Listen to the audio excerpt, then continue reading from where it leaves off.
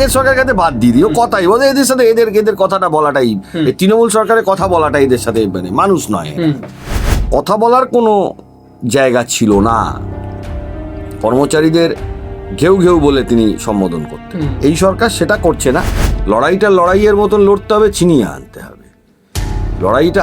বিশেষ করে আমি রাস্তার লড়াইয়ের কথা বলছি না, আমি আইনি লড়াইয়ের কথা বলছি। আইনি লড়াইটা তো আপনি গায়ের জোরি করে বার করতে পারবেন না, সম্ভব না। কর্মচারী সংগঠনের নেতা দীর্ঘদিন লড়াই করছেন, অবশ্যই তাকে আমি সম্মান জানাই, মানুষের জন্য লড়াই করছেন সেই জন্য। কিন্তু এখানে আর একটা ব্যাপার হয়ে দাঁড়াচ্ছে যে অবাস্তব কিছু জিনিসকে ছড়িয়ে নিজের যদি কেউ পপুলারিটি গেইন করতে চায়। দেখুন, ক্ষোভ ওগড়াতে পারেন, জিনিসটা প্রথমে তো সরকারের সাথে বসবেন, তারপরে ওনাদের সাথে বসবেন। না বসলে তো এটা মামলাটা তো শেষ হয়ে যায়নি, মামলাটা সুপ্রিম কোর্টের মনিটরিং এখনও চলছে। সরকার একটা প্রচেষ্টা করে আপনার সপ্তম পে কমিশন লাগু করছেন, এটা ঠিক, কিন্তু এত তাড়াতাড়ি একটা পে কমিশন রিপোর্ট দিয়ে সেই রিপোর্ট গভর্নমেন্ট অ্যাকসেপ্ট করে সেটার ইমপ্লিমেন্টেশন, এটা বাস্তবিকতা নিয়ে একটা মানে ডাউট, প্রশ্নচিহ্ন থেকে যায়। হয়তো সবাই পাননি মানছি, অনেক সেক্টর হয়তো এখনো রিসিভ করেননি, কিন্তু যদি এটা না হতো এই অবধি তো আসতো না। তাই জন্য আগে ভাগে কোনো সিদ্ধান্ত করাটা এটা একটা বাজারি সিদ্ধান্তের মতন কথাবার্তা হয়ে যাচ্ছে। দুটো জিনিসে প্লাস মাইনাস করে যা হচ্ছে, আর কিছু সংগঠন আছে যারা মানুষের কাছে বিভ্রান্ত কথাবার্তা ছড়িয়ে চলেছেন, সেই বিষয়টাও আছে। সরকার বলছে এদেরকেও দিতে হবে, দিতে গেলে ফিনান্সিয়াল বার্ডেন সরকারের ওপর বাড়বে। সরকারের একদম স্ট্যান্ড যেটা এফিডেভিটের মাধ্যমে, আমি সেটা বলছি, যেটা 15 বছর ধরে হয়নি, মালহোত্রা কমিটিতে করা হচ্ছে। সরকারকেও সেই রকমভাবে বলা হচ্ছে, সরকারের তরফ থেকে যেমন একটা স্ট্যান্ড নেওয়া হয়েছে যে এই প্রক্রিয়াটার মধ্যে গ্রান্টি নেটকে যেন না রাখা হয়। আইনগতভাবে গ্রান্টি নেট এবং কলকাতা কর্পোরেশনের যারা পেনশন আছেন তারা পাবেন, আইনে আটকানোর কোনো জায়গা নেই। আচ্ছা, সুপ্রিম রায় বেরোনোর পর ডিএ মামলার ক্ষেত্রে ডিএ কীভাবে মেটানো হবে সেটা পুরোপুরি নির্ভর করছিল মালহোত্রা কমিটির ওপর, কিন্তু এই মালহোত্রা কমিটির ওপর কোথাও গিয়ে কি স্যার প্রশ্ন ওঠে না, যেখানে সুপ্রিম কোর্ট নির্দেশ দেওয়ার পরে আবারও এইবার নির্দেশ দিতে হলো যে কতটা কীভাবে দেওয়া হবে না দেওয়া হবে সেটা সমস্ত সংগঠনের সঙ্গে বিচার্য বিষয়, সমস্ত সংগঠনকে তথ্যগুলো দিতে হবে, সুপ্রিম কোর্ট বলবে তারপর দিতে হবে, তার আগে কি দেওয়া যেত না স্যার?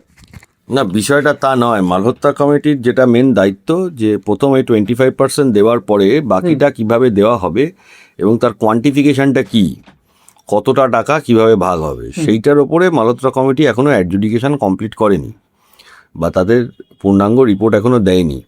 তা ইন দ্য মিন টাইম যারা কর্মচারী সংগঠনের পক্ষে আছেন তারা প্রতিনিধিত্ব করতে চাইছিলেন, তা সেইখানে কিছু আইনজীবী সহ যারা সংগঠনের প্রতিনিধি তাদেরকে মালহোত্রা কমিটির কাছে শুনানি করার জন্য তারা প্রেয়ার করেছিলেন। তাদের নাম লিখে সুপ্রিম কোর্ট মালহোত্রা কমিটিকে তাদের বক্তব্য বলার জন্য পাঠিয়েছে। বিষয়টা এটা। বিভিন্ন কর্মচারী সংগঠনের নেতৃত্ব তারা বলছেন যে আমাদের ডাকাই হয়নি, আমাদের সঙ্গে মিটিংয়ে বৈঠকে বসা হয়নি, মালহোত্রা কমিটি আমাদের সঙ্গে কখনো বৈঠকে বসলো না, একবার কি দুবার বসলো, বাদবাকি সরকারের সঙ্গে করলো, কিন্তু আমাদের সঙ্গে বৈঠক করলো না, ক্ষোভ উগড়াচ্ছেন তারা। দেখুন, ক্ষোভ ওগড়াতে পারেন, জিনিসটা প্রথমে তো সরকারের সাথে বসবেন, তারপরে ওনাদের সাথে বসবেন। না বসলে তো এটা মামলাটা তো শেষ হয়ে যায়নি, মামলাটা সুপ্রিম কোর্টের মনিটরিং এখনও চলছে। তা মালহোত্রা কমিটি যেমন সংগ্রামী যৌথ মঞ্চের ক্ষেত্রে জানি লিখিতভাবে তাদের থেকে রিপ্রেজেন্টেশন নিয়েছে, জমা হয়েছে, এখনও সেটা ফাইনাল কনসিডারেশনে কিছু আসেনি। আগে থেকেই এরকম ক্ষোভ ওগড়ানোটা মানে কিছু লোক আছেন তারা করেন। হ্যাঁ, আমি এটা মনে করি না। একটা জুডিশিয়াল প্রসেস তার নিজস্ব ভঙ্গিমায় চলবে, তার নিজস্ব প্রসেসে চলবে। এবং মালহোত্রা কমিটি ঢুকেছে, সুপ্রিম কোর্ট ইন্টারভিন করেছে, তাই জন্য তো কিছু লোক পেয়েছে, আর কিছু লোক আশায় বুক বাঁধছে যে আমরাও পাবো। হয়তো সবাই পাননি মানছি, অনেক সেক্টর হয়তো এখনো রিসিভ করেননি, কিন্তু যদি এটা না হতো এই অবধি তো আসতো না। তাই জন্য আগে ভাগে কোনো সিদ্ধান্ত করাটা এটা একটা বাজারি সিদ্ধান্তের মতন কথাবার্তা হয়ে যাচ্ছে। স্যার, বাজারি সিদ্ধান্ত, তার থেকে বড় কথা এটা কি বিরোধিতা করতে হবে, সেই জন্যই শুধু বিরোধিতা করা, এইরকম একটা মনোভাব কি উঠে আসছে? দেখুন, দুটো বিষয় আছে। একটা তো এই বিষয় আছে যে শুধু বিরোধিতা করতে হবে কিছু লোকের, আরেকটা বিষয় আছে, সেটা হলো যে অনেকে বোঝেন না, আবেগে বলে ফেলছেন।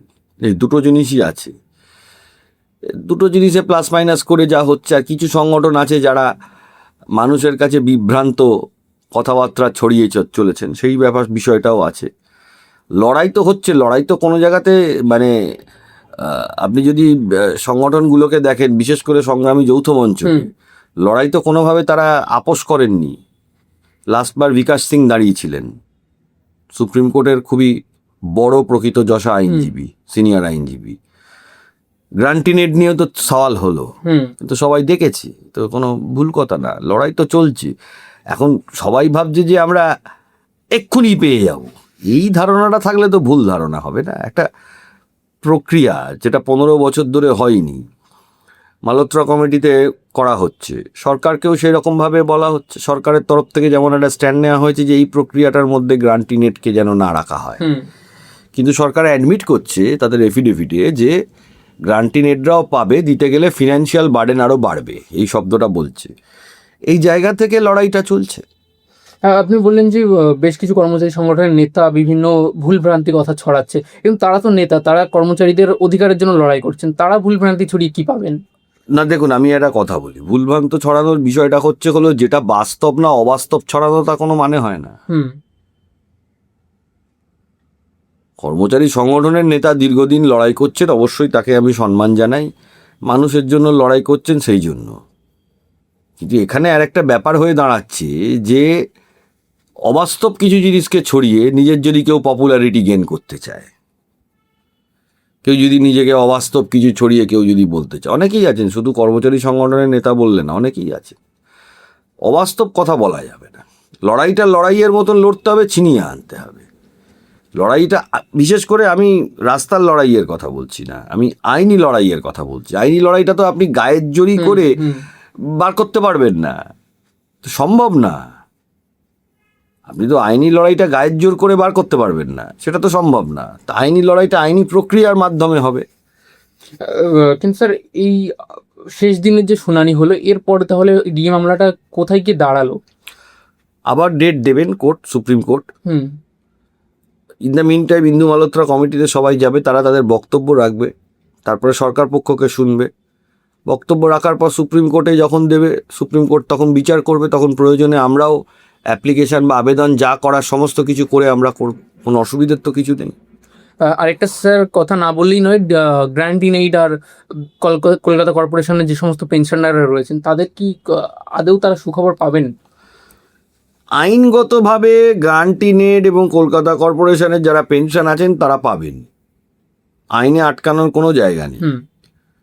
কিছু টেকনিক্যাল গ্রাউন্ডে আটকে আছে, তার মধ্যে একটা সরকার দেখাতে চায় যে ফিনান্সিয়াল গ্রাউন্ড, যেটা আমরা এফিডেভিটে দেখেছি। সরকার বলছেন যে এই বর্তমান সরকার বলছে যে হ্যাঁ এদেরকেও এক্সটেন্ড করতে হবে, কিন্তু এটা এক্সটেন্ড করে দিয়েছে সেটা বলছে না, এক্সটেন্ড করতে হবে সেটা বলছে, খুব টেকনিক্যাল জায়গা। কিন্তু সেটা ফিনান্সিয়াল বার্ডেন এনহ্যান্স করবে, এই জায়গাটা বলছে, খুব টেকনিক্যালি যে কথাটা সরকারের তরফ থেকে বলা হচ্ছে।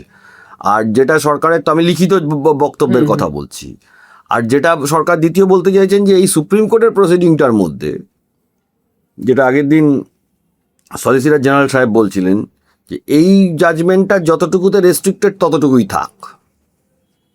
এই দুটো কথা সরকার খুব সুকৌশলে বলতে পারেন বলছে, সুকৌশলে শব্দটা যেটা প্রয়োগ করলাম, সুকৌশলে বলছে। দেখা যাক, যদি সরকারের তরফ থেকে সেরকম সদিচ্ছা তো দেখাচ্ছে, কিন্তু কার্যক্ষেত্রে যদি দেখা যায় যে কোনো অনীহা আছে, অবশ্যই সেটা মোকাবেলা করা হবে। মানে স্যার, এখনো পর্যন্ত গ্র্যান্ট ইন এইডদের তেমন কোনো সুখবর নেই বলছেন? না, গ্রান্টিনেটদের যেটা আছে সেটা হলো সরকার বলছে এদেরকেও দিতে হবে, দিতে গেলে ফিনান্সিয়াল বার্ডেন সরকারের ওপর বাড়বে। সরকারের একদম স্ট্যান্ড যেটা এফিডেভিটের মাধ্যমে আমি সেটা বলছি। আর একটা 13ই মার্চ নোটিফিকেশান করেছিল সরকার, বলছে it is under consideration. Extended বা দিয়ে দিয়েছি এই শব্দের জায়গাতে সরকার এখনও পৌঁছয়নি। শব্দগুলোকে পর্যবেক্ষণ করতে হবে বা বুঝতে হবে এখানে ব্যাপারটা। সরকার কিন্তু একবারও বলছে না যে আমি দেব না, এটা বলছে না, একটা মাঝ বরাবর সুকৌশলে বলতে পারেন একটা কথা সরকার বলছে।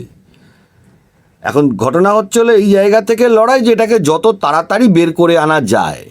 আমি কিন্তু কাউকে সাপোর্ট করে বা কাউকে বিপক্ষে রেখে আমি কথাটা বলছি না, আমি কিন্তু কথাটা খুবই নিউট্রালি চিন্তা ভাবনা করে বলছি। এই জায়গা থেকে দাঁড়িয়ে এটাকে এমনই লড়াইয়ে আনতে হবে যাতে করে আমরা আইনগতভাবে কোনো সমস্যা না থাকে, এটাকে তাড়াতাড়ি বার করে আনার পিছনে।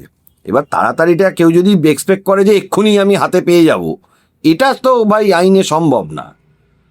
আইনে সম্ভব হলেও বাস্তবে সম্ভব না, এটা তো বিষয় না।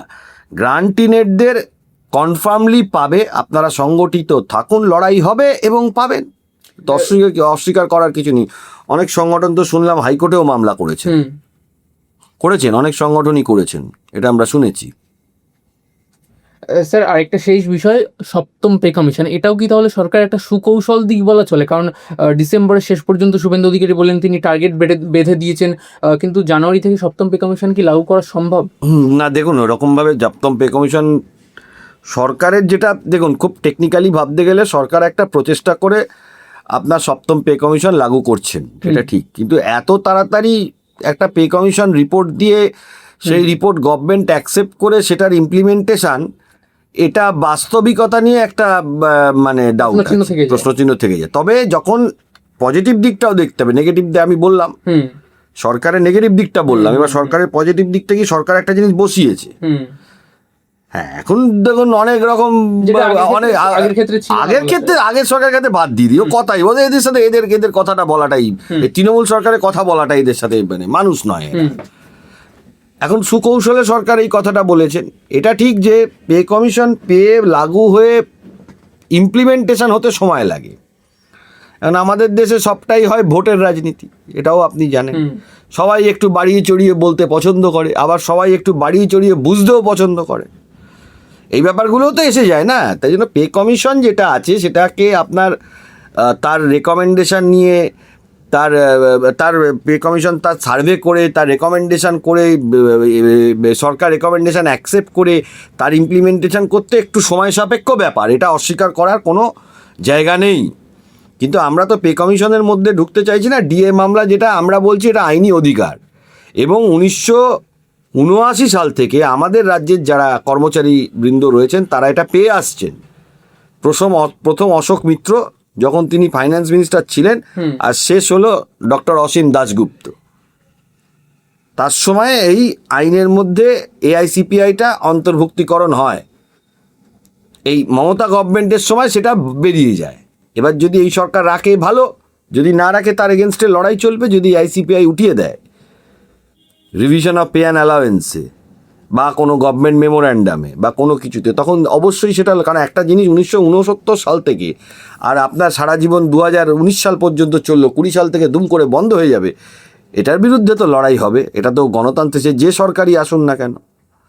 এখন সরকারের তরফ থেকে আগে, যেটা আমি বারবারই বলছি, আগের সরকারের কথা বলার কোনো জায়গা ছিল না। কর্মচারীদের ঘেউ ঘেউ বলে তিনি সম্বোধন করতেন। এই সরকার সেটা করছে না। কিন্তু এই সরকার আমি কার্যক্ষেত্রে দেখছি কিছু সুকৌশল অবলম্বন করছে, এটাও না বললে নয়। তবে এটা ঠিক যে গ্রান্টি নেটদের ব্যাপারে একটা নোটিফিকেশান কিন্তু হওয়া উচিত ছিল, যে গ্রান্টি নেটদের এটা এক্সটেন্ডেড হবে এবং এই সময়সীমার মধ্যে পুরোটা না পারলেও এই পরিমাণ অর্থ গ্রান্টি নেটদেরকে দিয়ে দেওয়া হবে। তিনি বলতে পারতেন যে 25% না 10%, তাহলে মানুষের মধ্যে ভরসার জায়গাটা অনেক বেশি যেত। গ্রান্টি নেটদের নিয়ে আলাদা করে একটা নোটিফিকেশান করে একটা সময়সীমা বেঁধে দেওয়া, যে এই সামান্য হলেও টাকাটা গ্রান্টি নেটের যত সেক্টর আছে, কর্পোরেশন, মিউনিসিপ্যালিটি, টিচার, যতগুলো সেক্টর আছে, প্রচুর সেক্টর আছে, আন্ডারটেকিং অর্গানাইজেশন, কন্ট্রাকচুয়াল, সবাইকেই এইটা দেওয়া হবে। এই জায়গাটা সরকারের তরফ থেকে আশ্বস্ত, সরকারিভাবে নয় যে জনগণের মধ্যে বক্তৃতা দিচ্ছি আর আমি বলে যাচ্ছি 100 কেন 200% দিয়ে দেবো, ওই বলার তো কোনো মূল্য নাই। ইলেকশানে স্পিচ দেওয়ার মতন তো বললে হবে না। এটা তো একটা সরকারি হিসাব, তার অডিট হয়। সরকারি ডিপার্টমেন্ট টাকা দিতে গেলেও সেটা অডিট করে ক্যাবিনেটে সিদ্ধান্ত নিয়ে সমস্ত কিছু যা যা সরকারি প্রসিডিওর আছে সেরকম করে কোথাও সেই প্রসিডিওর মেনে একটা নোটিফিকেশান করে একটা মিনিমাম আশ্বস্ত জায়গা তৈরি করলে আমার মনে হয় সব থেকে ভালো হতো।